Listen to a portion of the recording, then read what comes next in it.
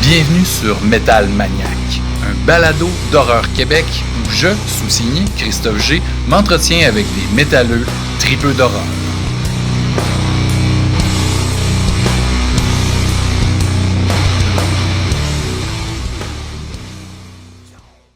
Épisode 11, mettant en vedette B.J. McDonnell et, évidemment, Alexandre Duguay. Salut Alexandre. Allô Christophe. Ça va bien? Ça va, toi? Ça va tellement bien.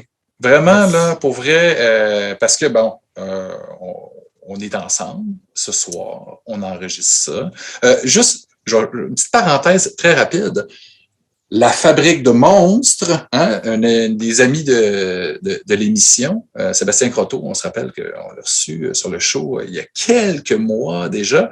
Aujourd'hui, le 7 février, là, quand on enregistre l'intro de l'épisode numéro 11, ils viennent d'annoncer que The Monster Factory, la fabrique de monstres, devient globale. Ils viennent d'annoncer qu'ils ont engagé au-dessus d'une centaine de chanteurs-chanteuses internationaux supplémentaires, des gens dans un paquet de pays pour leur donner un coup de main pour créer des voix de monstres pour les jeux vidéo et le cinéma. Moi, quand j'ai vu ça popper ce matin, je savais que ça se tramait. Sébastien me l'avait dit, mais il dit, tu sais, on travaille là-dessus, mais ça va prendre un certain temps, on l'annonce pas tout de suite. Puis là, j'étais comme, pour vrai, c'est donc bien cool. Il y a tellement des chanteurs, chanteuses partout qui sont écœurants, puis qu'il faut faire travailler, surtout en temps de pandémie. Hein. Il n'y a pas bien de tournée. Non. Fait que, shout-out à Sébastien Croteau et sa gang. Vraiment, chapeau. C'est vraiment très cool. C'est une belle nouvelle, ça. Ouais. Mais sinon, l'épisode d'aujourd'hui porte sur la carrière de B.J. McDonnell, une entrevue avec ce gars-là, qui est un directeur photo, cadreur, qui travaille depuis une vingtaine d'années là, à Hollywood. Il travaille sur un paquet de gros films, puis j'en parle dans l'entrevue. Mais le prétexte, c'était, je m'étais dit, OK, dans la liste des invités, j'allais finalement l'inviter à un moment donné. Je ne sais pas quand, il fallait trouver un timing. C'est un gars que j'avais déjà rencontré en 2019 sur le film de Slayer, qu'on va parler un petit peu plus tard peut-être. Mais là, il y a Studio 666, un film mettant en vedette les Foo Fighters qui sort le 25 février en salle. Hein, les salles, les cinémas réouvrent enfin, ça va faire du bien. Aujourd'hui d'ailleurs. Hein, oui, le 7 février, c'est vrai. Tout à fait. Puis Studio 666, le podcast sort le 13. Ma critique, parce que j'ai eu le bonheur de voir le film, ça va sortir un petit peu plus tard. Hein, il y a un embargo. Je peux pas en parler. Et je peux vous dire que j'ai trippé. C'est vraiment cool. Oui, Studio 666, un film d'horreur avec les Foo Fighters, une comédie d'horreur. Puis tu sais, B.J. McDonnell, c'est un gars c'est un métalleux, c'est un tripeux, il y a tout le temps des chandails métal sur tous les plateaux, il a travaillé avec Rob Zombie, c'était vraiment du gros fun, on a cliqué, c'est un tripeux de jeux vidéo, il a vu ma chaise Far Cry, on a jasé du jeu vidéo à la fin, on aurait pu en parler pendant 2 heures, mais Slayer, hein? Mais Slayer, on peut pas dire juste Slayer, c'est Slayer! Quelle band! Oui, quelle band! C'est ça. Moi, je me suis dit, j'ai vu l'entrevue, puis derrière BJ, il y a le poster de Repentless, qui était une... yes. Ça, c'est comme un concert, mais c'est aussi un moyen-métrage, peut-être une trentaine de minutes. C'est 3 vidéoclips avec des petites scénettes avec Danny Trejo, Bill Moseley, Carolyn Williams, plein d'acteurs cultes, mais beaucoup de Slayer. Fait que là, ça m'a donné... Ouais, c'est ça. Fait que là, ça m'a donné le goût. Je me suis dit, pour cet épisode-là, j'ai le goût de jaser Slayer avec mon chum Christophe. Puis... Pas tannant à jaser Slayer. Non, c'est ça, mais en fait, c'est drôle parce que, j'apprendrai probablement rien sur aux métalleux qui je veux dire, le Slayer, c'est comme un landmark, un staple. Ouais, c'est un synonyme de métal. C'est un groupe iconique de la scène métal. Mais c'est ça, je réalisais en suivant l'entrevue, tout ça, que je sais pas. Ce band-là, c'est fou à quel point il m'a marqué. Même si je dois avouer, je dois me confesser, moi, après Undisputed Attitude, qui est un album de cover de musique de band punk, hardcore, crossover. Oui, exactement. Voilà. De Jeff Hanneman, qui était le regretté guitariste qui est décédé il y a quelques années. Il était un gros fan de hardcore. Hein. C'est pour lui qu'ils ont fait ça. C'est ça. Puis c'est un peu le point disons, de la discussion. En tout cas, ça va tourner autour de ça un petit peu. Oui, c'est vrai, c'est un fan de punk, effectivement. BJ. Puis BJ a parlé il a évoqué un petit peu la musique punk. Puis Slayer, c'est l'essence du band, comme tu viens de le dire. Une grande partie, c'est le punk. Fait qu'on va parler un peu de leurs influences. Puis, tout ça pour dire, en fait, que c'est ça. Ça a été pour moi la fin de mon... Après tous les albums qu'ils ont fait après, j'ai jamais été capable d'embarquer. Honnêtement, il n'y a aucun album après ça qui m'a satisfait pleinement. Ouais. Ben, tu sais, à un moment donné aussi, tu sais, un band qui est actif depuis 83, si je ne m'abuse. Tu sais, c'était un des pionniers du thrash avec, tu sais, évidemment, Big Four, Metallica, Anthrax, Megadeth, tu sais. Mais Slayer, ils ont été les seuls à être un peu, tu sais, sur la même, tu sais, ils ont jamais dérogé de leur trajectoire, pour le meilleur et pour le pire aussi, parce que, comme tu dis, à un moment donné, Slayer, tout le temps un peu le même album qu'ils refont. Tu sais, tu peux pas refaire un Raining Blood puis un Sword of Heaven quand ça fait 8-10 albums que tu sors. Tu sais. Oui, mais c'est ça. Je trouve que, mais il y a des bands qui se réinventent pas puis qui réussissent à quand même produire une fois de temps en temps, ils arrivent avec quelque chose qui rappelle un peu d'autres disques qui ont bien marché dans leur carrière, puis ils reviennent avec quelque chose d'un peu qui est un peu la même recette, mais la même formule, mais qui fonctionne. Mais dans mon cas, malheureusement, il n'y a aucun album après ça de Slayer qui m'a emballé. Il y a eu des changements de personnel aussi. Oui, mais au-delà de ça, ceci étant dit, ça reste quand même pour moi un des bands les plus importants puis les plus marquants. Quand je me suis mis à m'initier au métal, souvent, on en a parlé dans d'autres épisodes, on a parlé de l'imagerie de Kiss, il y avait ces bandes-là, un petit peu ce côté-là, mais après ça, moi, j'ai découvert, je me suis initié au métal beaucoup avec Metallica, évidemment, puis un petit peu Judas Priest.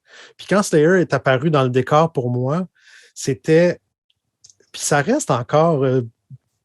probablement parce que c'est ce qui m'a marqué à l'époque, mais il y a toujours eu ce côté menaçant là même en écoutant du black, du death metal, il y avait le côté extrême qui était présent, mais je trouve que dans le metal, dans le trash, c'est le band qui avait quelque chose, qui avait une aura de tout le temps quelque chose de menaçant, de vraiment...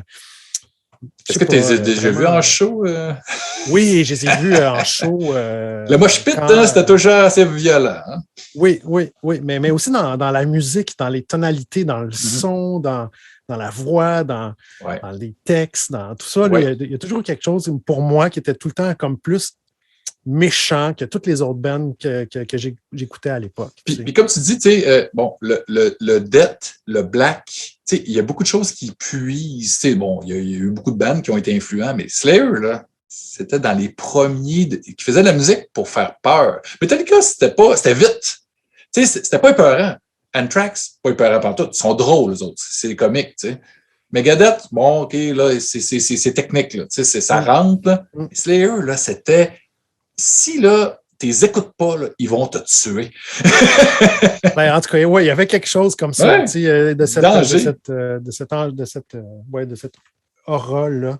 Puis, je pense que ça vient quand même un petit peu du punk.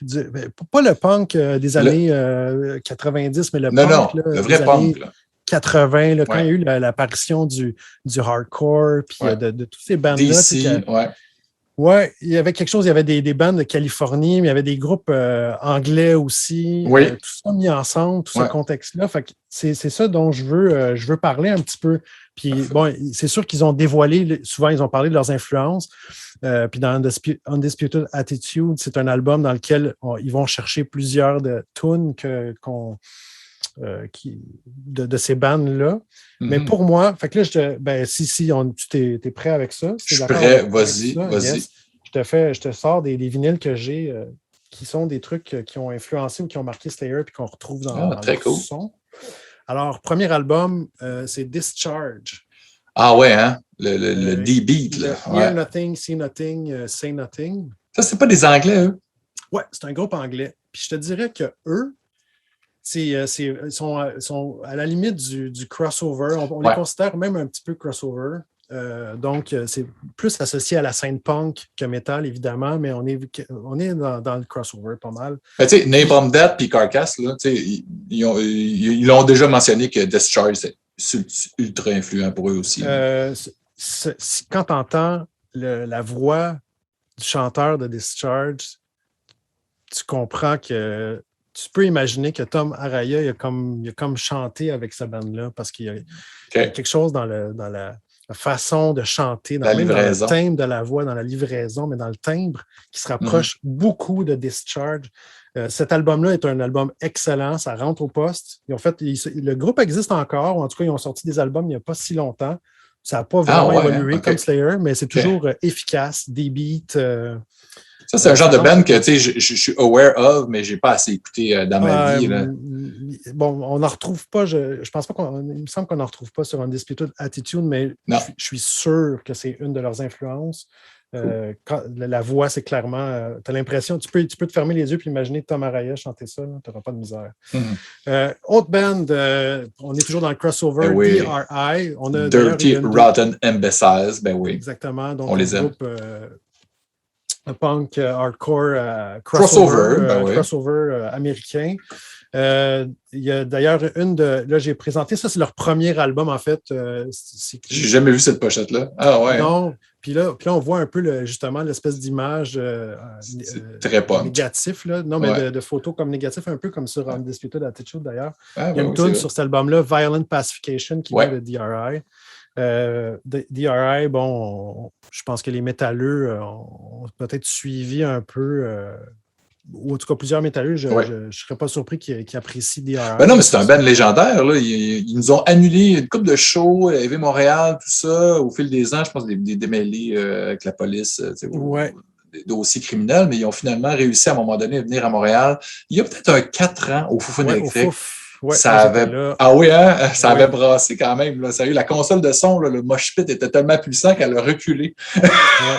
J'étais bien content de pouvoir voir ce band-là qui, à un moment donné, dans les années 90, essayait un petit peu plus d'aller vers le métal. Oui, Definition, tout à fait. Definition qui était beaucoup plus métallique dans la sonorité des guitares, tout ça. Mais c'est un bon album quand même. C'est vraiment leurs albums crossover qui sont les plus réussis. Ben oui, Four of a Kind, Trash Zone, il y en a plein de bons. Là. Autre band qui a influencé Slayer, Minor Threat. D'ailleurs, je pense qu'il y a 3 tunes sur Undisputed Attitude. Filler, I Don't Want to Hear It, Guilty for Being White. Guilty of Being White. Minor Threat qui est... je pense que c'est leur discographie complète. Ça prend 35 minutes, là. Ben c'est ça, c'est comme une compilation. Hein. Il y avait comme des singles, une couple de EP, ils ont tout mis ça ensemble. Puis c'est réglé. Le Complete Discography qui dure même pas 45 minutes, mais c'est parfait. Un must. C'est parfait, c'est excellent. Même quand tu aimes les Beastie Boys, là, ben, tu écoutes Some Old Bullshit, puis les premiers Polywog Stew, c'est exactement ça qu'ils ont écouté. Ils ont dit, nous, on va faire de la musique à cause de Minor Threat. Exactement. Fait que ça, c'est une autre influence importante quand même, je pense, pour Slayer. Un autre truc, c'est Exploited. Ah, ben oui, Exploited. Un autre groupe punk britannique. Ouais. Si je parle de cet album-là, c'est Troops of Tomorrow. Je me souviens, quand j'étais petit cul, là, je regardais cette pochette. J'ai été fasciné par l'illustration de cette pochette-là. J'ai passé des heures et des heures à la regarder. Mais toujours est-il que sur cet album-là, il y a des chansons qu'on retrouve dans la trame sonore Judgment Night avec Slayer et Ice-T. Donc, ils ont repris ensemble des chansons. Ils ont réuni 3 tunes. Ils ont appelé ça Disorder, mais tu as justement la chanson Disorder, la pièce Disorder, mais tu as aussi UK 82, qui était devenu, je pense, 92, LA 92. Ouais, c'est ça. En UK, ils ont remplacé par LA, puis il y avait War. Fait que Ouais. ces 3 pièces-là sont là-dessus. Ça, c'est vraiment un disque aussi incontournable, qui est une influence pour plein de bands metal aussi, même si c'était punk. Et enfin, là, je sors complètement du punk. Et en fait, je vais venir à une tune qu'on retrouve sur un des albums de Slayer, qui est un cover de Judas Priest. Ah oui, hein, c'est le premier. Dissident Aggressor, qui est sur cet album de Judas Priest, qui n'est pas leur premier, c'est leur 4e album, je pense. Ou 5e, 4e album, peut-être 1977, Sin After Sin. Excellent album. Mais c'est sur quel album de Slayer? Sur The Slayer, je pense que c'est sur Seasons in the Abyss ou South of Heaven. Dissident Aggressor. Qui est. Ouais, je ne sais plus. C'est un des deux. Là. C'est South of Heaven ou Seasons in the Abyss. C'est South of Heaven. Mais. Ouais. Yes. Avec la belle pochette. C'est pas magnifique, ça? Hein? Dissident Aggressor, hein? Exactement, c'est là-dessus. Ouais, puis c'est drôle parce qu'on dirait que cette tune-là, ils se la sont appropriée, mais il y avait déjà quelque chose dans les riffs qui était proche de ce que Jeff Hanneman faisait, puis Kerry King aussi, parce que des fois, ils ont collaboré ensemble. Là. Des fois, c'était chacun leur côté, mais des fois, ils ont écrit des tunes ensemble. C'est un peu comme les Beatles, McCartney, Lennon, c'était les tunes, il y avait des choses, on ne sait plus qui a fait quoi, là. Mais des fois, on peut facilement retrouver lequel des deux guitaristes avait apporté sa touche dans certaines pièces.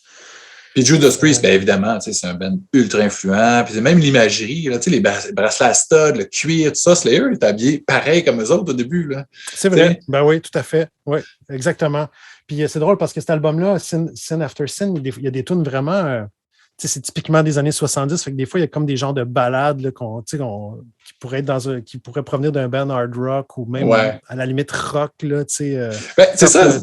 Top 50, là, mais puis en même temps, tu as justement cette tune-là, Dissident Aggressor, qui est hyper menaçante, heavy, s'il y a quelque chose là, tu sais, comme wow, c'est... En tout cas, ils se la sont bien appropriés, cette tune-là, puis ça fit parfaitement à leur univers.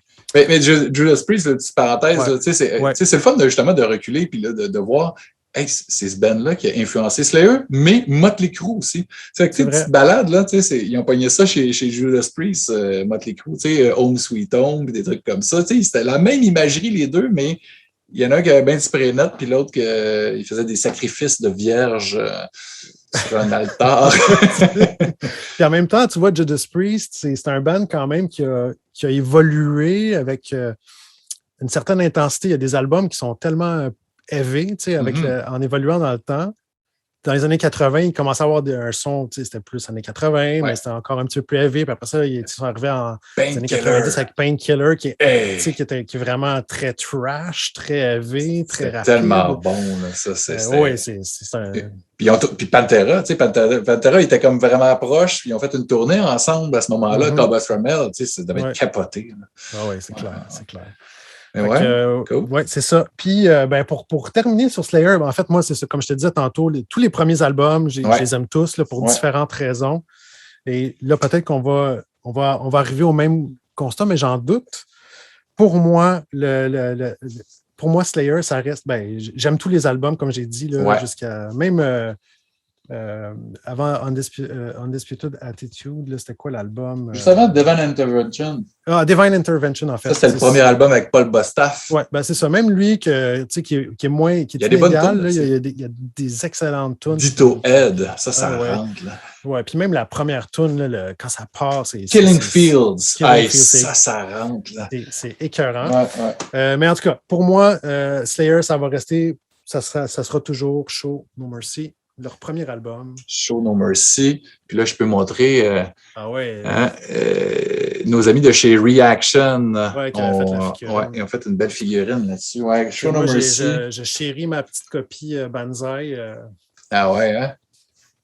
Mais cet album-là, en fait, pourquoi Show No Mercy? Parce que je pense que mon premier contact avec Slayer, ça a été la tune Black Magic. Ah. Et c'est sûr que le son de Slayer a évolué un petit peu après Show No Mercy.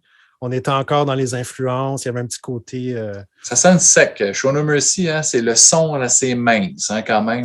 Oui, mais il y a plein de bonnes tunes là-dessus. Ça marche encore. Puis c'est ça. Black Magic, pour moi, c'est ça qui m'a accroché, qui m'a fait embarquer avec le band, puis qui reste quelque chose d'encore aujourd'hui, qui me procure le même feeling, la même sensation, le même plaisir, la même énergie à écouter ça. Die by the Sword, tu sais, là, c'est une grosse tonne là-dessus. Là.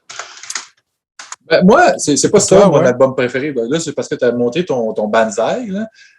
Hunting the Chapel, c'est ma blonde, ça, en fait. Là. Puis c'est moi qui l'ai fait signer par M. Dave Lombardo quand il jouait du drum avec Suicidal Tendencies, qui était venu au Festival 77. C'est quand même le fun. Chemical Warfare, Captor of Sin, Hunting the Chapel. C'est 3 tunes. Là, fait que c'est un bel objet à avoir. C'est le fun. Mais moi, je vais me rallier à BJ. BJ McDonnell, il disait que lui, il avait découvert Slayer un peu sur le tard. Puis moi aussi, en fait. Moi, j'ai découvert ça avec Season in the Abyss, qui est comme leur album commercial, si on veut. Ouais. Il y avait un vidéoclip, mais tout est là quand même. C'est vite, c'est pesant, ça crie. C'est pas gentil, là. Sauf que c'est comme un peu catchy, étrangement. Tu sais, la tune Season, tu la chantes, les mélodies, il y a un effort mélodique sur cet album-là, mais les riffs, ils sont malades. Là. Le Dead Skin Mask, Skeleton of Society, il y a War Ensemble, la tune War Ensemble, c'est... War Ensemble! C'est classique. C'est sacrément, ça... Wow! Puis Carol, je me rappelle c'est quoi son prénom? Lewis Carroll, ça se peut-tu? Non, ça c'est le gars qui a fait Alice au Pays des Merveilles. Alice au Pays des Merveilles. Ouais. Le gars qui a fait la pochette. Ouais, je me rappelle c'est quoi son nom. Je t'avoue là, que... c'est magnifique, ça. Oui, vraiment. À ta peu, c'est Larry Carroll. J'étais pas loin, j'avais son nom de famille. Ça, c'était pas rare, ça, tu sais. Mais moi, je suis un peu plus permissif avec Slayer que toi parce que j'ai continué à les suivre. Tu sais, là, tantôt, on parlait de Divine Intervention, qui était très solide. Il avait sorti un show aussi, Live Intrusion. Tu sais, l'imagerie de Slayer, c'est le fun. Tu sais, quand tu regardes les premiers albums, très sataniques, hein, Hell Awaits, là, tu sais, on est là, dans l'enfer de Dante. Là, tu sais, c'est vraiment juste du gros fun. Raining Blood. C'est ça, là, c'est un classique. Là, non, mais c'est clair. Ça n'a pas de bon sens. Oui, non, absolument. C'est pour ça que je disais tantôt que j'aime tous les albums pour toutes sortes de raisons qui sont différentes d'un album à l'autre. C'est juste le fun d'en parler. Ça, là, c'est un album double de Slayer juste après Season. T'as comme un best-of de fou. Ça, c'est un album qui marque mon secondaire. J'ai tellement écouté ça, ce live-là. Puis à l'époque, tu sais, des bands métal, il n'y en a pas tant que ça qui faisaient des lives. Tu sais, fait que là, t'arrivais, tu fais comme... Puis moi, je viens de Chicoutimi.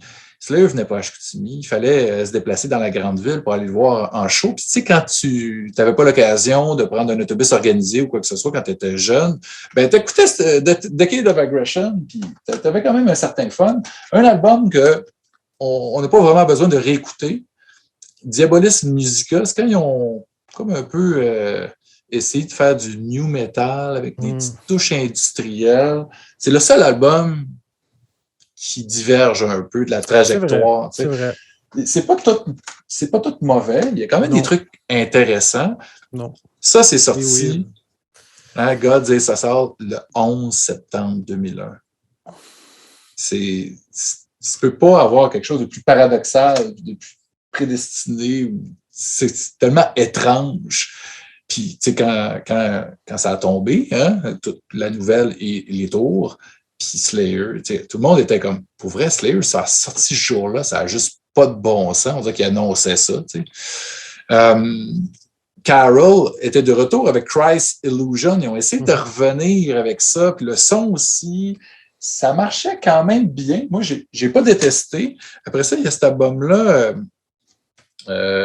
Word Painted Blood. Du coup, la pochette est comme Il y a du sang là, transparent. Moi, j'ai pas haï ça non plus. Puis le dernier, là, je trouve ils sont bien appliqués. C'est encore du Slayer, ça marche bien. Puis c'est comme du pâté chinois. Tu manges ça, tu sais que ça va goûter, puis tu le manges, tu mets du ketchup, puis t'es content. Slayer, c'est du sang en masse. Mais comme justement ce DVD-là, ils ont fait l'album Raining Blood, puis ils ont fait couler du sang du plafond sur les musiciens, sauf voyons. Pas Tomaraya, Jeff Hanneman, il n'était pas sur la pastille. Fait que là, tu regardes le show, c'est comme, hey, c'est donc bien cool, là, ça, mais pourquoi il est. Pas lui. Ah non. Il s'est comme tassé, puis là, finalement, il a réussi à se faire saigner dessus, mais, tu sais, Slayer, c'est comme quand ils ont annoncé leur retraite, c'était comme, pour vrai, déjà, mais c'est pas si vieux que ça. C'est comme le premier de sa gang. C'est Black Sabbath, on s'en attend, tu sais, Ozzy, Magané, tu sais.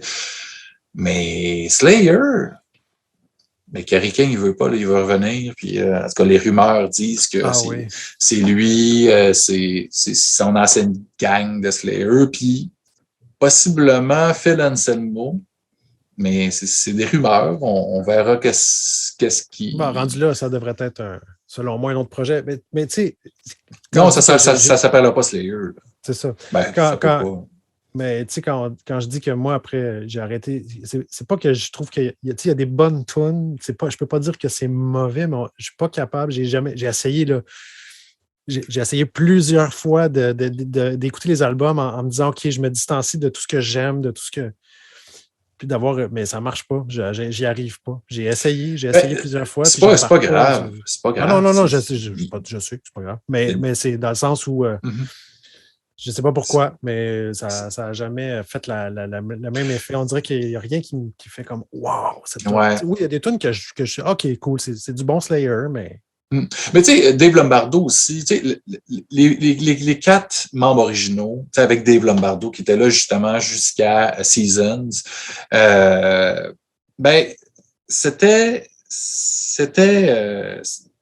c'est le vrai Slayer, c'est la vraie affaire. Lombardo, il a inventé une façon de drummer. Là, c'est le bass drum, ses fills, ses descentes. Paul Bostaph, très bon. Il n'y a rien. Moi, je l'ai vu live.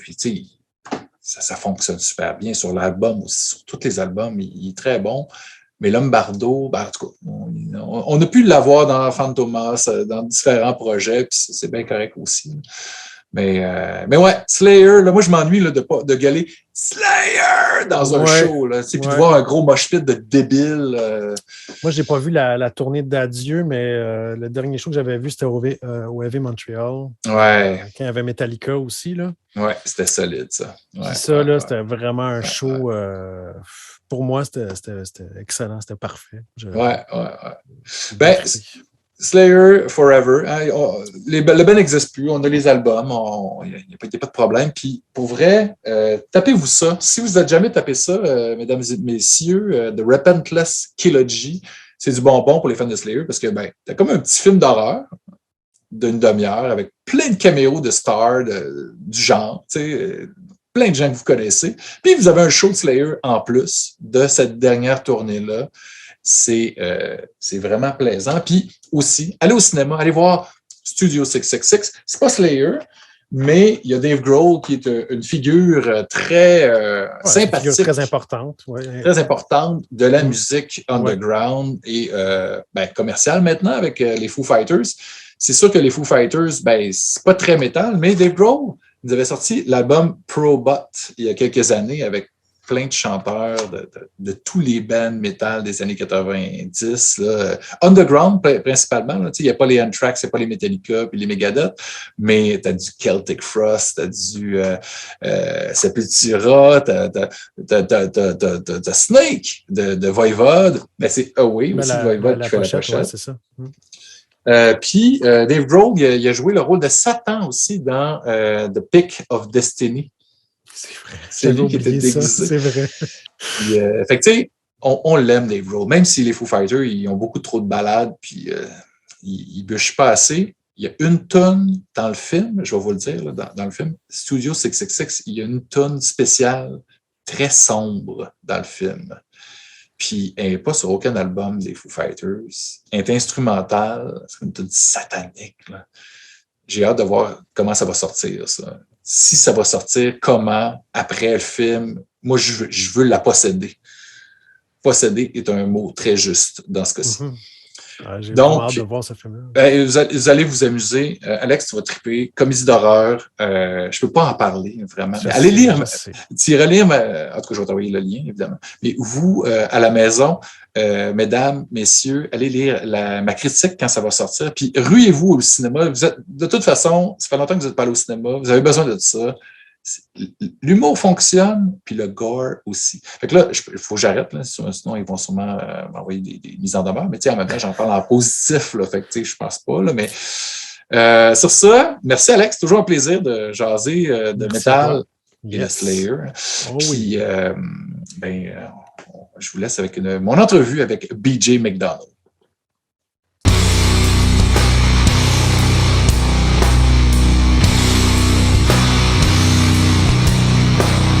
Hey, buddy. Hey, man. Finally, exactly. We've been talking about this for months. Right. Here we go. Yeah, I like your background. I see all the Slayer back there, so that always makes me happy. Of course. That's so, good to go.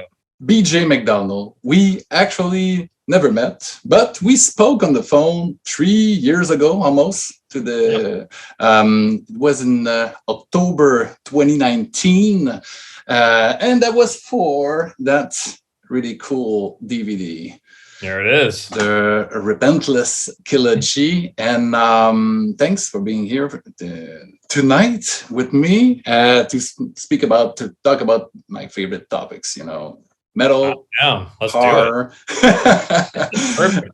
So you're already decked out. You got the Nightmare on Elm Street hat on. I love that. That's one of my favorites. Oh, nice. Freddie, of course, he's the coolest. But I want to do a little biography first, and then we'll dive right into the meat. So for people that don't know you, BJ, you are an hard-working man. You have been working in the industry, the cinema industry, for 2 decades now. And you're aging me. We're almost the same age, so no worries. So you work on big, comic book blockbuster such as Ant-Man, The Avengers. You work also on huge, genre franchise like Terminator, Nightmare on Elm Street, Star Trek, just to name a few. You have also in 2022 2 big movies coming up like Salem's Lot and Top Gun, Maverick. That's pretty cool. But, we're here to talk about horror, of course. So what's the coolest thing about you? You work with, a lot of masters of the genre. Joe Dante, William Friedkin, James Wan with the Conjuring universe. But the coolest thing for me for that show, Metal Maniacs, which is about chatting with metalhead about horror, is that you work with a bunch of metalheads. Rob Zombie, of course. I'm a big fan of White Zombie. I've been since the mid-90s. Adam Green, Slayer, Exodus, and now Dave Grohl. He's also a big metalhead, the Probot thing. Yeah. It's pretty cool. So let's start by talking a little bit about your movie, the latest movie you made, the one that's going to be out at the end of February, Studio 666. It's very exciting. Got a chance to watch it a few times, to do the review for Horreur Québec, and it's working. It works, man. It's so good. So when you make a movie, you always hope that it works. Yeah, and the thing is with the horror comedy, it's tricky because you need the comedy, the humor to work, and the horror needs to deliver as well. So it needs to be really balanced. So I was wondering, the first question is, how did you get on board? I got on board. I had previously been trying to put some projects together over the last couple of years with two of the producers that work with Dave's, Jim Rhoda and John Ramsey, who also do Sonic Highways, do a bunch of things with Dave, his documentaries, videos, and things like that. Dave wanted to do this movie. He wanted to make a horror film, but he was like, we need a horror director to do this stuff. And Jim actually was like, oh, you should bring BJ on board and meet him. He did these Slayer videos. And, I believe Dave saw those. So Jim sent the pitch, said, Dave's really excited to meet you, but he wants, here's the pitch, see what you think about it. He sends me this pitch. It was like a page-long pitch, like kind of like what he wanted to do. And the idea was from Dave himself. It was right? from Dave. It's because they had been recording the Medicine at Midnight album in the house that we actually shot in. So they were already still there recording this album. They sent me his pitch. So I took his pitch and I kind of started writing ideas and like kind of like a visual lookbook to present to Dave of ideas I thought would also really be cool for the movie to enhance like what he wanted to do, to make it more of like a horror film, but also keeping with the comedy of like what the Foo Fighters do. So I ended up just having a meeting with him. I gave him the lookbook. We went through the whole things of what I thought was cool, what I loved about he was doing. He threw ideas around about the horror movies that we like, the directors we like. Then we started getting into like the tone and the vibe of what we wanted to do with this movie. And then next thing I know, he's like, let's go, let's do it. And away we went, So there's a lot of references, throughout the movie, and also, rock references. Of course, you have Bob Balch from Fu Manchu. Yeah, right. You're the only one that's actually. It's funny. You're the only person I've talked to in any interviews that actually recognized him. There you go. Cheers. Yeah, I'm a rocker. Okay. Mm-hmm. Right? I thought that was really cool. Yeah, but there's so many cool things. Lionel Richie, popping up. I laugh so hard because even though he's in the trailer, so the joke you already saw it. But there's more. So it's fun to put those real little cameos. But I was curious about just the first pitch. What Dave Grohl had in mind initially. What was the one-liner? It was really more of just a thing of, he had been recording in this house, and it's a very strange house. Like in Encino, there's all these really pretty mansions and all these neat places. Well, this place is like just very strange. It's like, it's a bit older, has these very strange sculptures on the property. Like it looked like it had at one time this weird like cement river that ran through it with these weird like statues that popped up. It's kind of strange. Mm-hmm. So he got the vibe of this house, and he was just basically like, the main thing was, the band's recording an album, and they basically, one of them will get possessed and go, see what happens. It was really kind of like it was almost as simple as that, really and truly. He had more going on with that, but it was, to build off of that. And what like I thought would be neat to do was just throwing in my own 2 cents with the films that I like and the things I thought would be really cool. And I love doing throwbacks also to like other movies or just visuals that the true horror fans, or if you notice or you see it real quick, you go, oh, exactly. That's, I love that stuff. So, it was really just basically that kind of a pitch, Yeah. spooky house, possessions, and things go bad. Like kind of Evil Dead in a way, but in a mansion with a rock band. But right? with so many little things that pops in and out, and you working with Bill Friedkin, of course, The Exorcist, it's a huge genre film, about possession as well. There's a little glimpse of that in the movie as well. Yep. And I guess it was important for you to pay homage to a certain director that you admire. It wasn't so. It was just so much to like movies of things that I liked as growing up. It wasn't so much as like, say, if I worked with that person or not, that I was like, I'm going to try to throw a little thing in here to see what happens. It wasn't really that. Like, Billy's amazing. Like, it was really great working with him. On Killer Joe, which it's amazing. Yeah, but it's pretty it's a gnarly movie. It's crazy the stuff that we did. It was a very interesting shoot, and it was great because my wife was working on it too, doing makeup, and I knew the camera crew were all very close. It was just kind of amazing, that experience. I'm totally going off topic, but no, it's on topic. It's on topic. It's perfect. But we'd go to dinner with Billy, and the best thing was like just getting him to talk to us one-on-one about what he would do on these movies and what the kind of struggles they would have to deal with when he was shooting The Exorcist. And it's kind of great when you get to sit down with a person directly involved or who was leading the ship on that one to hear the story straight from his mouth. It must have been crazy. I watched Leap of Faith last year, and I was blown away. You know, that documentary they made on the Exorcist, with only him telling stories with those visual and the references he put in it. You know, the really old paintings and classical music that he got inspired from. Doing the movie. I was really not aware of those references. Was such an amazing watch, and I read his autobiography as well. He's so talented. He done so many different genres. Oh man, that was a really great surprise to see Killer Joe on the big screen at the Fantasia Film Festival in Montreal. That's great. Yeah, you know, I was really laughing all the way. Such a dark comedy with Matthew McConaughey. He's so good as always. It was cool in that because we usually saw the super handsome, everybody loves Matthew McConaughey, and this I feel like was one of the first movies that he did where he actually was playing more of a dark, sinister character. It was fun to see that. But you forgot about Texas Chainsaw Massacre: The Next Generation.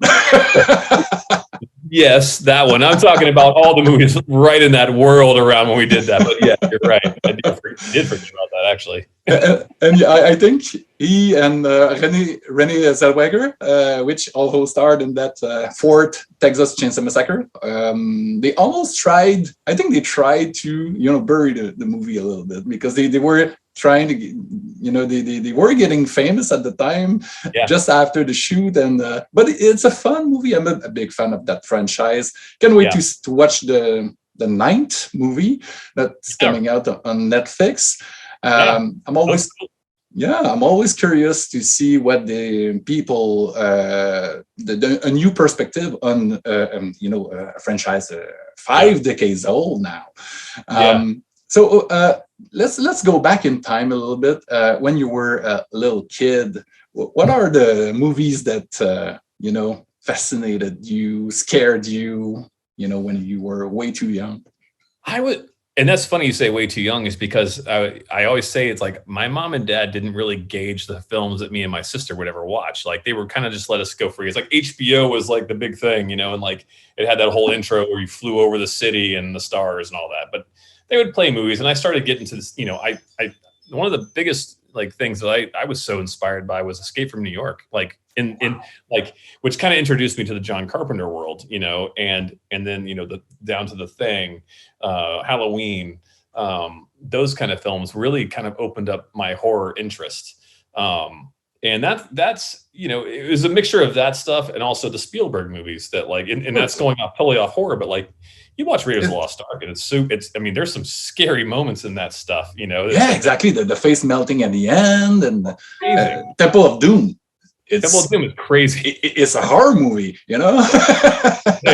Taking out, ripping out the heart. That's so cool. Yeah. I showed it to my daughter.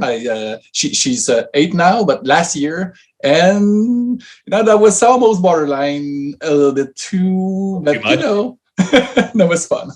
I know. I think it's awesome when kids get to start early in seeing like horror films and things like that. I always think it's just better to like, you don't have to shelter kids so much. I feel like I turned out pretty good for the amount of horrible, scary movies that I saw that I probably shouldn't have seen when I was a younger kid. What's the scariest you saw when you were too young? This is a funny one that actually the first thing that really shocked me that I can remember was I never forget turning on the TV and seeing a cartoon on, and I was like, "What's this?" And it was heavy metal. Oh. And I was like, "Oh, a cartoon! Why is there a cartoon on this late? This is crazy." And it was that very opening when the Lochnar comes in and melts that dude, and it horrified me so bad when I first saw that imagery because I was so used to like G.I. Joe or whatever, the Transformers cartoons and things like that.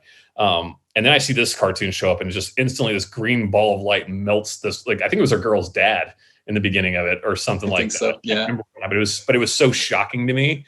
But I was like a deer in headlights where I had to just keep watching this thing. Yeah. And then as I kept watching it, I just was like, it went from like scary to like then all of a sudden I thought it was cool, and I was watching like all this neat cartoon imagery going on, and the music.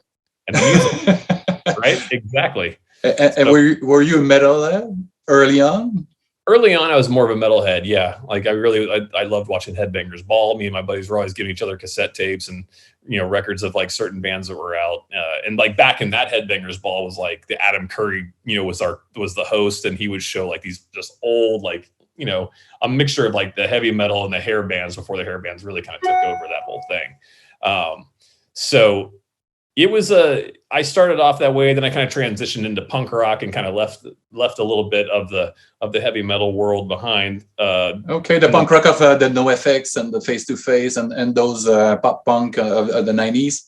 That stuff, yeah, which also got me with the Misfits and like all the other bands, Minor Threat and those. Threat, the Misfits, those kind of bands I started really falling in love with. I kind of like took a step away from heavy metal, went more to punk rock. And then it's funny because like after like a couple of years went by, I just kind of really transitioned into more heavy metal again and kind of brought it back, and I'm still there. And one of the you can't. And being a metalhead is kind of a lifestyle, and it's a way of life, and it's so fun to be a metalhead.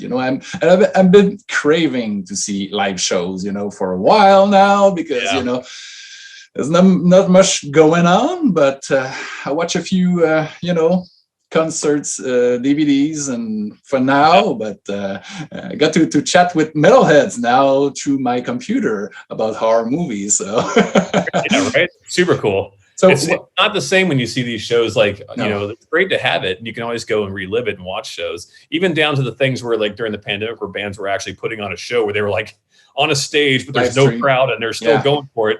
It's cool, and you're like, oh, this is awesome. But there's nothing like being there with the live show to see the performance right there in your face and the energy that the crowd, gives off in that whole show. There's nothing like that. And it's almost funny because you sort of crave it.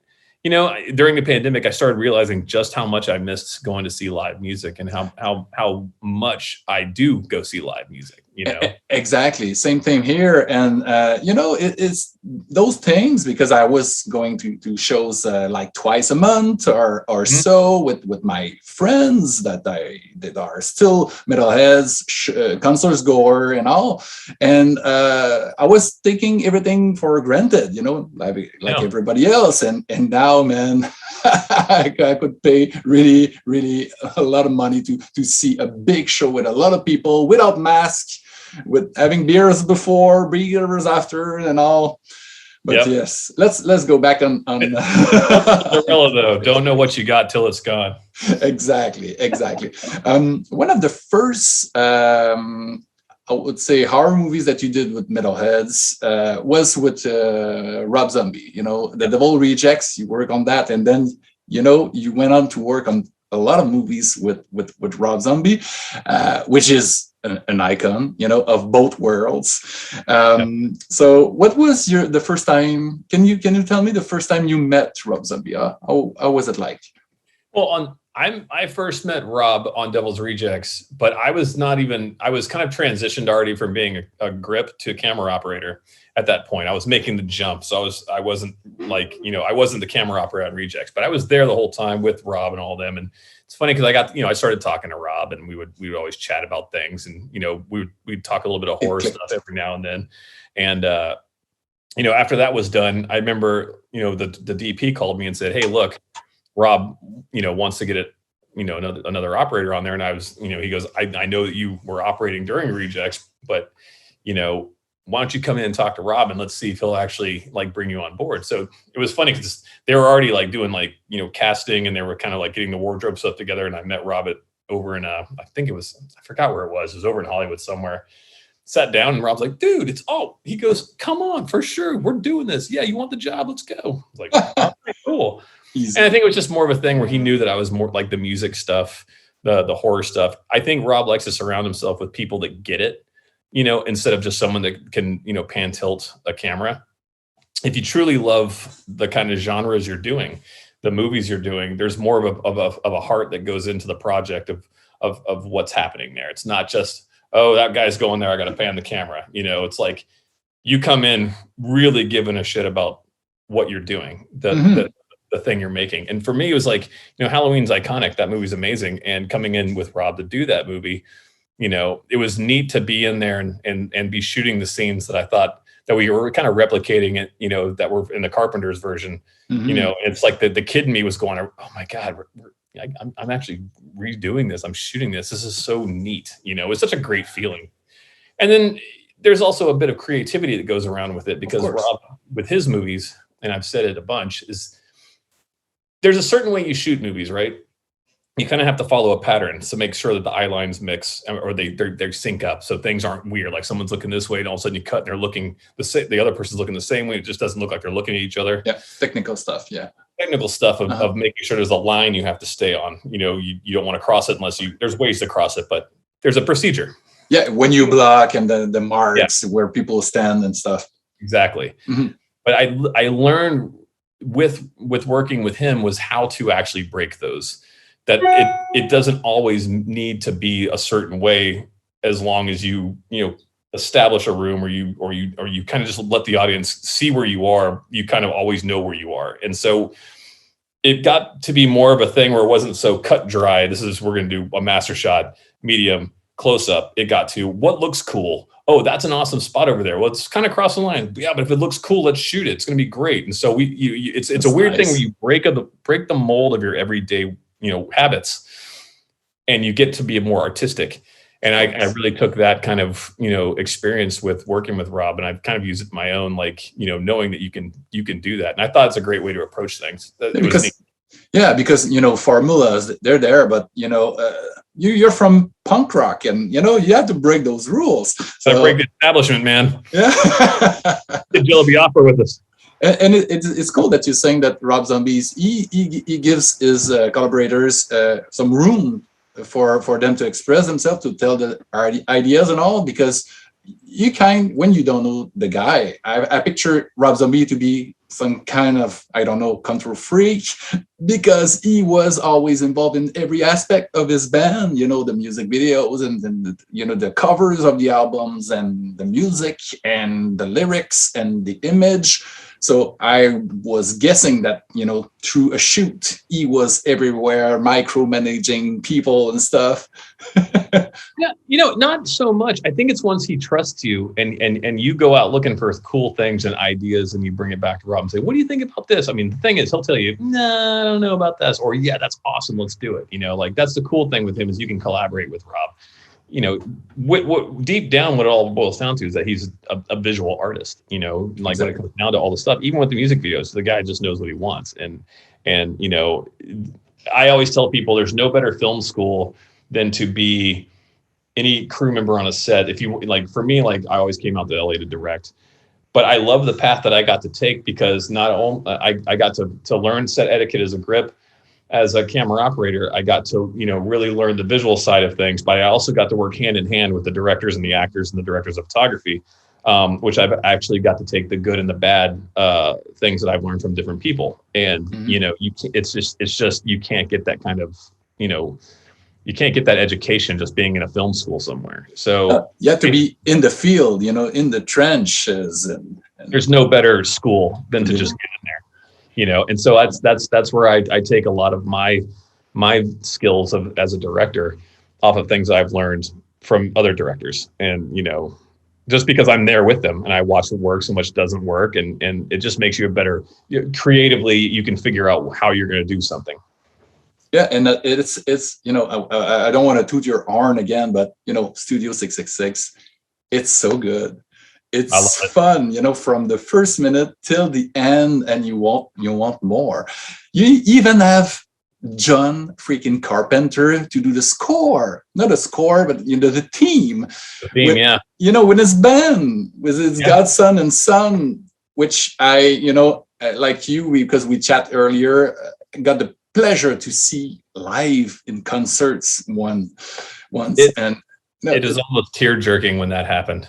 Yeah. And the funny thing is, when I was talking about the Escape from New York stuff earlier, that was the first song he played, and I was just like, "Oh, this is so awesome!"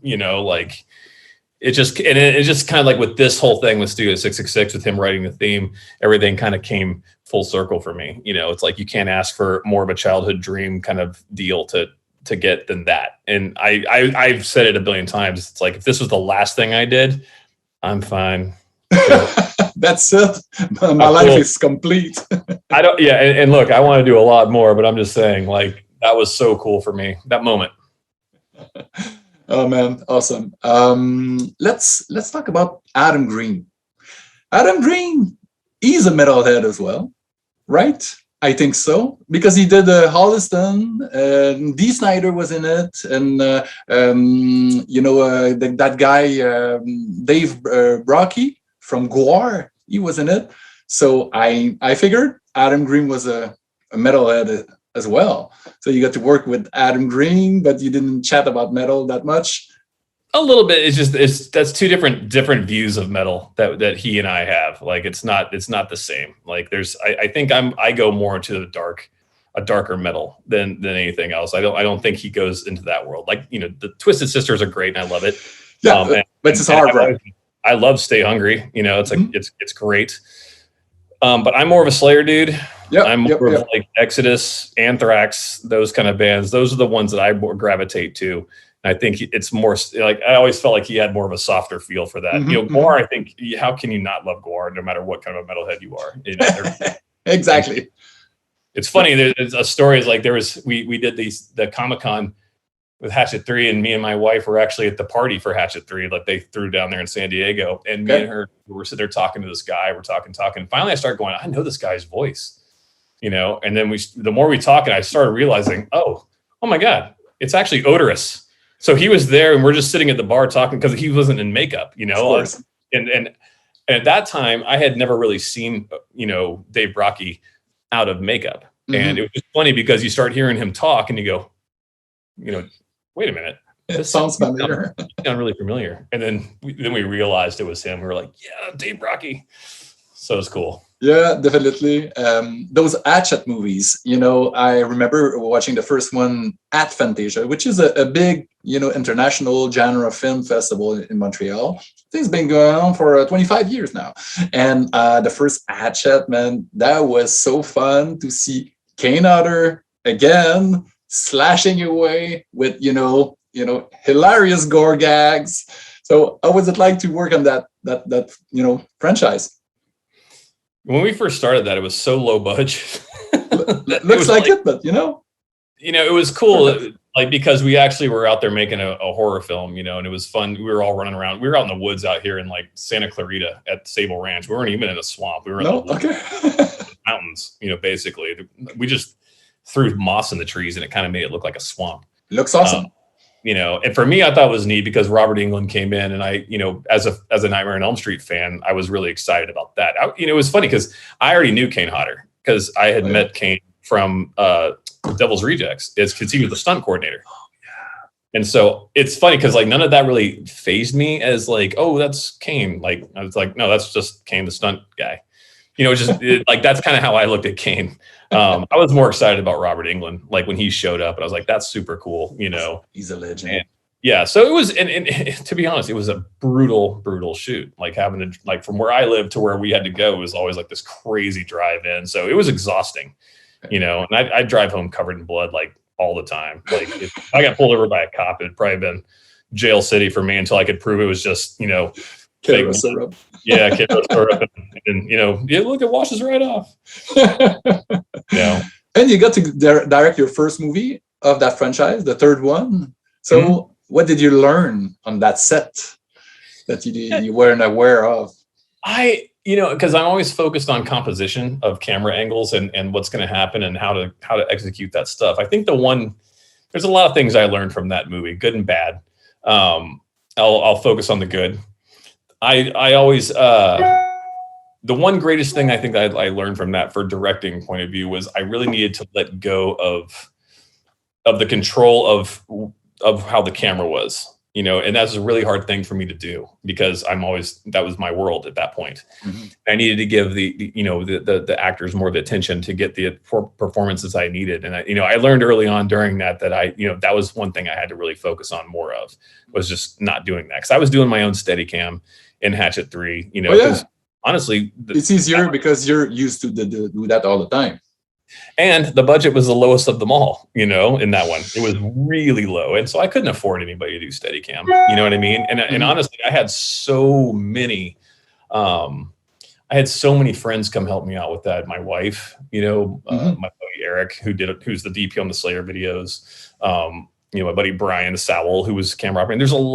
There's a lot of friends that came down to help me out with that. And that was an amazing thing. But I learned really pretty quick, let go of the camera operating, forget about that. Mm-hmm. I need to deal more with the actors. And that's kind of that's where it was hard for me to break into that. And that's really what I took away from doing that movie. And I remember when we talked, when we met over the phone in 2019, you were on a shoot, actually, on the shoot of The Collector 3. Oh no, yeah. Yes. What happened? Oh, that one, I don't know how much I can talk about, unfortunately, because I don't know what the legalities are of talking about that one. And It's just, look, I'll say this. We were making something awesome. Anytime. Oh, man. And you were a second unit director on that, right? Second unit director on that. And Marcus Dunstan is a wonderful, one of my best friends. He's the director of the 2 first movies. Of the Collector movies, yeah. And I love him. Him and Patrick Melton, his writing partners, they've wrote a bunch of really great films. I met Marcus doing the first Collector movie. That's how I met him. Okay. And from then on, we have a great friendship, and he's like my brother. We were all gung ho for Collector 3, man. Here we go. And we shot probably, I want to say, about 8 days.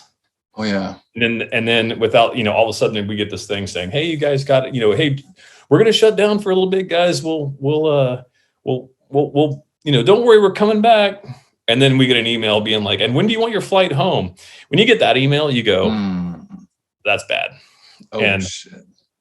It's sad. It's a bummer because we were doing some really cool stuff, and it was like, I think people had been excited to see, what the Collector had in store, and how from the second movie, how this was going to play out. There was a very neat, Marcus and Patrick are great writers. So what we were going to see was going to be very cool.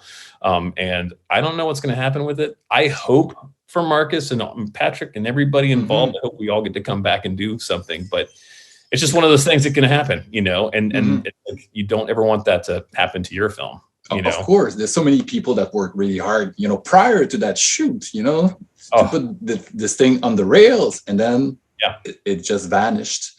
It's almost amazing how things when you actually finish a movie, it's amazing you did. Not so much the studio movies, because that's usually a guarantee it's going to happen. But when I started in indie films, really that's where I kind of, cut my teeth. And there was always a looming, are we going to finish this? I hope this movie doesn't shut down. You don't know. And you would kind of it was always like a balancing act. You didn't know what was going to happen on some of those movies. Some okay, cool. But I haven't been on a set in a long time where something got shut down. And I was actually kind of really shocked that one did, and it hadn't happened for years, over 10 years that I've been on a movie where something like that happened. So it was very weird. Mm-hmm. Wow. You were talking earlier about, directing the actors. So I was wondering about how is it like to direct musicians, Slayer, we talked about it a little bit, Slayer, they were being Slayer, they were playing. Wasn't the same context at all because you had, real actors to actually do the acting during those little scenes to tie everything up in Repentless Killogy. But with the Foo Fighters was quite different, I guess. Yeah. I think it's always better to let a band, in a movie, if you try to make them play a character that's not who they are, you're going to kind of lose, I think, in that battle. I don't think it's ever really going to work. You'd have to have actors professional, you'd have to have musicians that were also professional actors, I think, to really do that. with the guys in the Foo, I just told them, hey, we have the script, be yourselves, play yourselves. If you're reading this line here that we have in the script, but you would actually really say this to Pat, or somebody would say this to Nate or whoever, say that. I want to see what it is that you're going to say. Be you, be who you are. Because it needs to sound natural. It sounds natural. Mm-hmm. And it's kind of cool when you have a movie like this, because you actually get to see all the members of the Foo Fighters for a personality that they kind of really are. Mm-hmm. There's moments that aren't really who they are. Obviously, it's a movie, but really and truly, like, to get a good performance out of the guys, it's just like, act natural. Talk like how you would. We'll stay on track with this. We'll make sure that the topics and the script stays in line, so we don't go off the rails here and have to figure something out. But be yourselves, and that was the best way to approach it with them. Yeah, and we knew, us fans, that they like to act, from the videos they did, and from the get-go in the beginning, Everlong. All those videos, it's really comedic, and Dave Grohl, he likes to do characters like that. So and he's quite good, as acting, and then because the movie is focused mainly on him.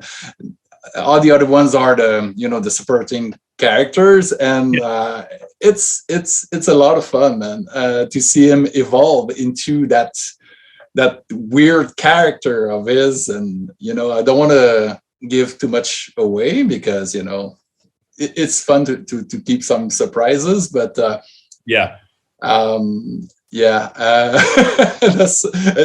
you tell me some anecdotes about the shoot, like shooting the gore scenes? Is there anything that went awfully wrong? Geez, let me think. It's funny because, like, the gore, we were so, like, focused on, like, making sure they were so good, and like that the practicality of them all worked out so well. We had a good amount of time to make sure that our gags worked. So for the most part, I don't think we really had too much go wrong with that, which was great, because all the other things I've ever done, I've never really had that amount of pre-pro to make sure that we were going to have the right things there, that things were going to be ready. So it was really a relief on, because all the movies I'm a camera operator on, there's usually a huge schedule, and it just, it's everything comes in, we just do it and go. But this was great as as being the director on this, to actually see these things come to life, and that we actually had the time to make them, and that they actually worked. So we didn't really, have too many mix-ups. I don't think we really had any, so we were fortunate for that. The thing that was the hardest part was the pandemic that shut us down. Yeah, that's right. Because you could start the shoot, and then you had to resume like 6 months later. Yeah, exactly. We started, and then I remember it was just like we were shooting. It was raining. It was actually raining, like real rain. And it was just a rough night. And I remember, like, we were all going, what's happening? We kept watching the news, what's going to go on? And, we were like, we're probably going to have to shut down. And so we were all like, oh God, it was just brutal. It was just a rough night getting that news. And then we did. And we were like, well, okay, well, probably like 2 weeks, we'll come back. And the next thing I know, 6 months later, at least we came back. Because sometimes some shows won't. What some people don't know that don't make movies is that it's not just things can shut down, because you rent gear, you rent the locations, you have wardrobe rent, all this stuff takes, it's an expense. Exactly. And every time a month went by, I'm going, oh my God, are we going to finish this film? Are we going to get to come back? And luckily we did, 6 months later. So it was very scary at that. That was the gnarliest, I think, thing that we had to deal with. And when you start back, was there any restrictions? You have to wear masks for a certain amount of time and stuff like that. And that was the whole thing. Is we had to we were one of the first features back. I think some TV shows had started back in Los Angeles. Okay, and we were one of the first features to kind of come back. So we had to figure. We were one of the guinea pigs of figuring out, like, how all this, like, PPE gear is going to work, and the COVID testing. I mean, we have to test every single person, cast, crew, anyone that's going to be on this place 3 times a week. And that all gets crazy expensive. We had to have a drive-through, like, parking lot that we had to rent to have people in full gear with masks, like sticking or no, we were spitting in cups. That's what we were doing. We had to spit in cups, sit in our car and spit and fill like a lot of spit in this cup, every cap it and then give it to them. And then, all right, I hope I don't have COVID, and go to set. Luckily, everybody kind of was so excited and happy that we came back that everyone followed the rules. And basically, I believe everybody kind of stayed home, went home after work, didn't go out. They weren't being irresponsible because everybody cared about this movie and we were doing it. Of course. And everyone was super excited about what we were doing because everyone was having fun when we were doing it. It wasn't drama. Nobody was mad at anybody. It was just like we were having a blast making this movie. And I always say it's nice when you have a crew that comes to you and says, I want to say, man, this is like the best experience I've had on a movie in a long time, or I had so much fun on this. And at the end of the day, as a director and someone who's been in a crew situation for all these years, it's so important that you hear your crew, that comes to you and says that. You don't want to go around here like someone be like, oh, we that BJ McDonnell was such a dick. It's like, oh no. Because you need to have a good name in the industry. You want to keep working, of course. Well, yeah, that's all you have is you have your reputation. Yeah. And you were talking about FX earlier. Tony Gardner. I think you knew him prior to that shoot. Yeah, I worked with Tony for years. Like I've known him from being an operator on a bunch of different movies. That's where I kind of met him. My wife works with him also because she's a makeup artist, as you know. And so, I remember when the whole Slayer thing came about, that's when I finally was like, I'm going to see if Tony will do it. And that's when I approached Tony, and me and my wife, we talked to him and he was like, yeah, let's do it, man. It's so cool. So like he was very vital in that whole thing. So it's a family thing too. Like, after you've been doing this for, as you said, 2 decades, making me the old veteran man now. You grow your posse. Well, you know who you want to hire. You know who's going to do the right job, because there's plenty of people out there that can do the job, but you want to get the people that can do the right job. And the people you don't have to think about or worry about when you're on a set, because it's the less stress that you have as a director or any crew member at that is like, if you know that person can do the job, it's going to be fine. And you can focus on the really important things that you have to do in the title position that you're working in. Yeah, that's awesome. And that's the easiest way to go, to hire the people that are really, people that they're going to be good to hang around, and they're gonna do the job as well.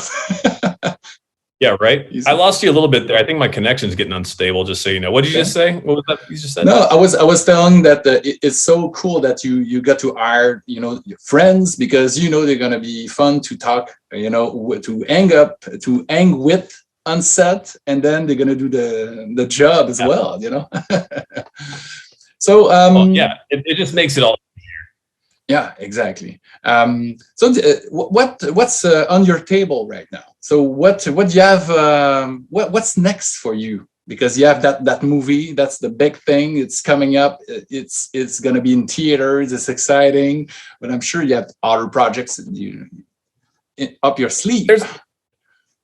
There's a lot of things that I'm reading right now that like trying to see which one we want to pull the trigger on, and I'm taking meetings right now with a bunch of people, and just looking for the right script. Honestly, I want to do something still like in the horror genre or action genre. I'd love to do an action movie. I'd love to do a horror action movie. That would be one of my favorite things to do. I just mentioned on a meeting the other day, I don't even want to say it because someone will steal my idea. But anyways, I want to just, that I still want to stay in this whole thing. And I love thrillers. I love horror. I love action films. That's kind of the wheelhouse I want to be in, that world. That's my favorite genre. And I'm amazed that I actually got, as a camera operator coming up, how lucky I got to be, because sometimes it's the DPs you meet don't do the kind of movies you want to do. Mm-hmm. It's always kind of it could be a mixed bag, but it's weird how my transition's gone, where I feel like, out of all my camera operator buddies, I'm the guy that has most of the horror in my resume, which is great. Yeah, definitely. And I hope you get to do some kind of a Predator movie, because a Predator movie. Yeah, the Aliens movie. I would love any of those things. I'm a huge H.R. Geiger fan. Man, that's my favorite franchise. Hands down. Aliens, it's so good, from the first, because that franchise, to me, it's the one that they kept hiring the good people, the right directors, to have a vision for each movies. And I'm talking about, of course, the 4 first movies. Let's not talk about Alien versus Predator. Okay. I don't know if you like them, but it's okay. I watched them, but from there's no comparison to the first 4 movies. What's your favorite Alien movie? Aliens. Oh yeah, second one. Yeah, James Cameron. It is, I think Cameron can do no wrong, and look, I love the Ridley Scott version. Alien is the original is fantastic. But for me, the fact that you had the action involved and what was going on in the movie, there's so much action, there's so much scary stuff. And it's just such a great combination of everything. A sci-fi, horror, action film. Yeah. You can't ask for anything cooler than that. And it was the hardest thing for me to see Alien 3, because how do you go back? How do you go and only have one more alien after you just went through Aliens and all these Marines? It's like, how do you go back to that? So and I'm always like, man, you got to go bigger. You got to get crazy with that. You got to really dive in. And that's like the best one. And sadly, David Fincher, he didn't get to do the film that he wanted to make, because, he left the shoot and, all those things. Yeah. And the 4th one, it was okay. With Jean-Pierre Jeunet, from France, he did Amélie Poulain. But a little bit too more CGI, it was I guess. Special in its own way. Yeah, it was, and I feel like that's kind of like where that one went more CGI. Again, with like, I think it's great to have like a practical effect creature, and maybe enhance it a little bit. But if you start relying too much on just CG, and look, there's probably no way they could have done the swimming aliens like practical. No, maybe they could have. I don't know. It'd been really hard, really expensive to do that. But they could have had the water afterwards. Sure.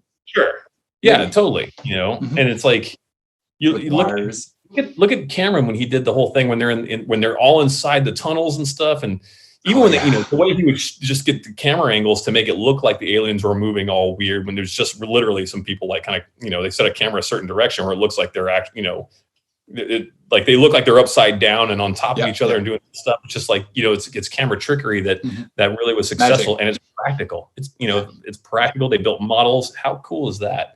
It's funny, when you talk about the Predator movie, because during this is a story for my heart that's like rough. But when we were doing Studio 666 and I was doing editing, I got a call from my buddy Jeff Cutter, who's a DP, and he goes, "Hey, BJ, what are you doing?" I was like, "I'm really not available. I can't come do anything." He goes, "Oh, that's cool. I have this movie. It's kind of." It's kind of like, The Revenant. It's going to be really neat, blah, blah. It's going to be tough, and I think you'd love it, I was like, I can't do it. Sounds awesome. It was up in Canada. Then I look on his Instagram, and he has a picture of a cookie that the crew gave, and it was the new Predator movie. It was Prey. Oh, shit. And I texted him, I said, you didn't say that you were shooting the new Predator movie, dude. And so if you would have said that, I would have probably tried to make some kind of way to work remote editing and be there. I said, but you said Revenant, and I said, but it was the Predator movie. And he's like, oh, you mentioned it was Predator. I was like, oh no. Oh man. I'm such a huge Predator fan. I'm a big collector. I have too many action figures and statues and stuff like that. But Alien. Yeah. It's those 2 creatures. They're so beautiful, and as you mentioned, Giger, he was such an amazing artist. And a dream of mine is to go to Gruyère, to his museum. Have you been?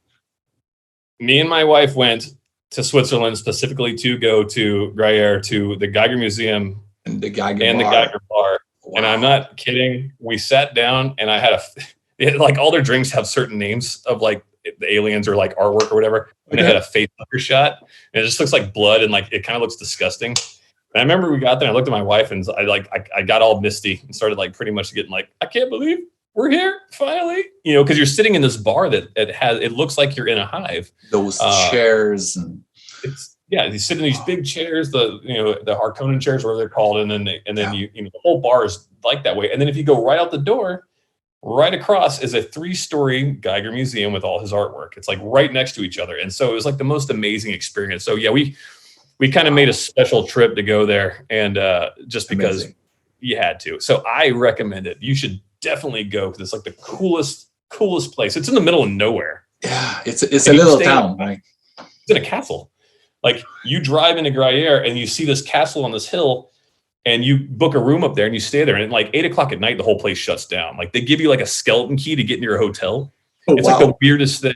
Yeah, it's really weird. And but we did it, and we ate a bunch of fondue, and nice. we had a lot of good stuff at the Geiger bar.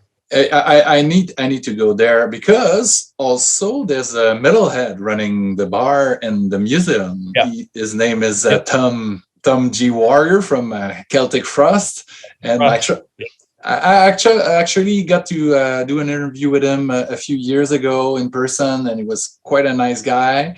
He isn't into horror movies at all, Aliens. No, that's no. He said that there's enough horror on the news. You don't need to watch horror movies, which is true. It's okay. It's true. Definitely true. Yeah. Pretty scary when you turn that TV on. Oh man, I could talk about horror movies and metal all day, all night. Man, that was a blast, man. That was awesome. Thank you so much for taking the time, man. I want to say, before we jump off, I noticed you're in a Far Cry 6 chair. Yes, I do. I work actually for Ubisoft Montreal, and I'm in. My wife just beat Far Cry 6. Oh yeah. And I was sad because she was in another state for a while. She was at our condo, but I was playing Far Cry 6 with her and having such a good time, and I had to come back to LA. And and she's home now, but she was there, and she finished the game without me. Oh no. So I'm like, oh, and I love Ubisoft. Like, we're huge video gamers too. We could have totally gone off on that, buddy, because because Far Cry 6, there's a few missions with Danny Trejo. I know, right? I know. I thought that was really funny. I did play those missions.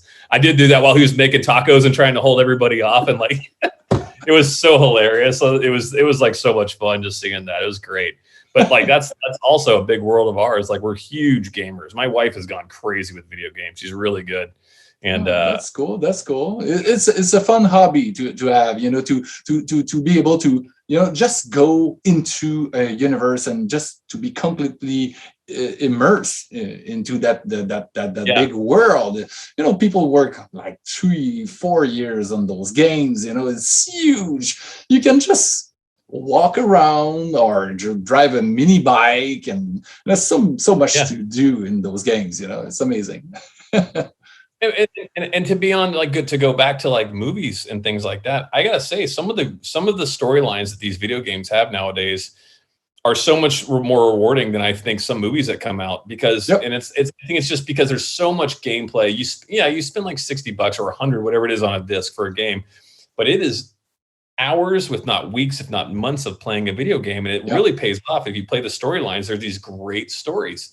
And that's a world I've never been in, is the video game world. That's got to be amazing, and I think that's just such a great world there. Like, it has to be interesting to figure out how to do that stuff. To direct a video game's got to be amazing. It's so rich and so complicated at the same time, because there's so many people working on those games. It's crazy. I've been working in this industry for the same company for 15 years now, and I keep learning stuff, every week about how it's done, how people work together, and everything has need to be done from scratch, so everybody has to create everything you see and hear. It's insane.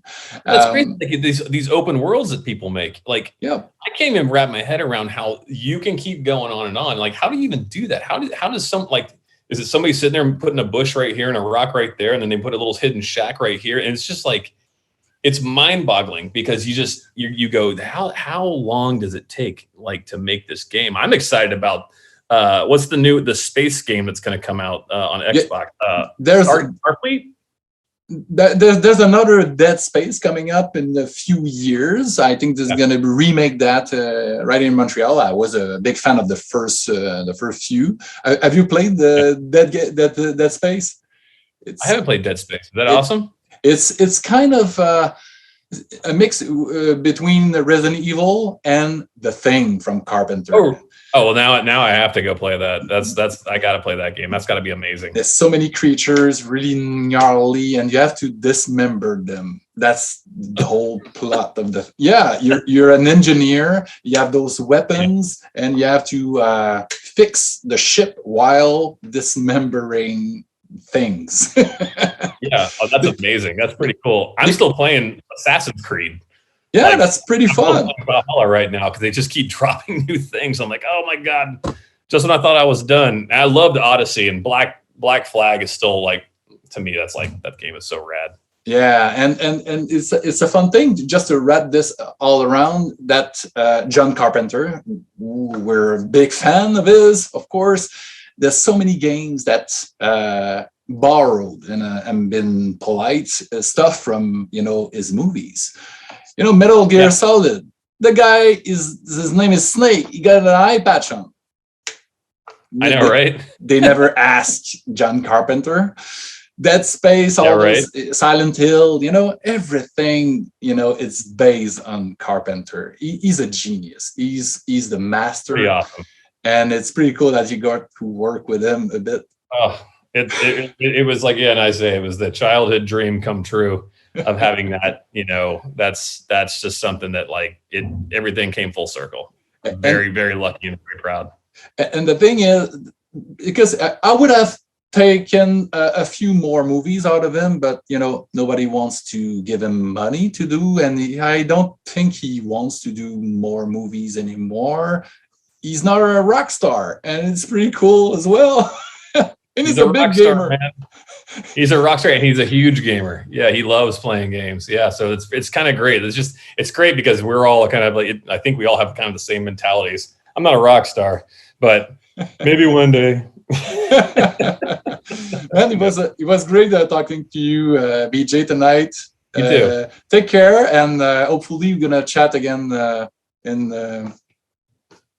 a few months, a few years. I don't know, but let's hope it's sooner than later. Let's hope it's on another film, and let's get another one going. That's all I'm gunning for it, man. It was great talking to you, especially relating to metal music and horror films. It's always fun when we can actually, just totally talk about all that stuff. Geek out about fun stuff. We did. We geeked out. It's all about fun stuff. Yeah. Cheers, man. Take it easy, buddy. Take care. Thank you.